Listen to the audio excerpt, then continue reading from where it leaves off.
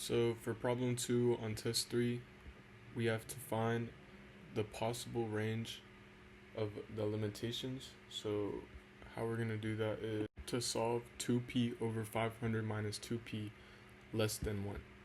And we should get p is greater than 125 for the elastic. And to find the inelastic, we just change this to make it less than, and we should get p is less than 125. So inelastic is less than 125, elastic is greater than 125.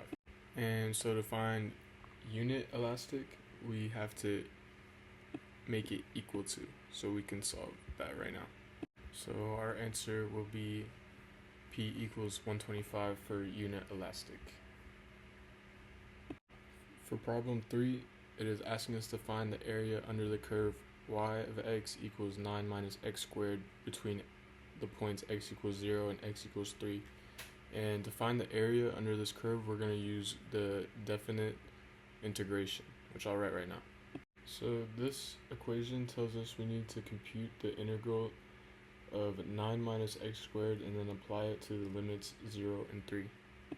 So now we have to break down the integrals. So we're going to have to find the integral of 9 and the integral of minus x squared, and then total them together, which I'll do right now. So once we get the two integrals together, it should look like this, and then the next step is to apply the two limits, which is x equals 3 and x equals 0. And to these limits, all you have to do is plug them into the x values. So x equals 3 and x equals 0, and I'll solve for both of them right now. So for the limit 3, I plugged in 3 for the x value, and I got the answer 18. And for limit 0, the answer would be 0. But we have to subtract the two together, but 18 minus 0 is just 18, so the area under the curve would just be 18 square units. And that would be our final answer right here.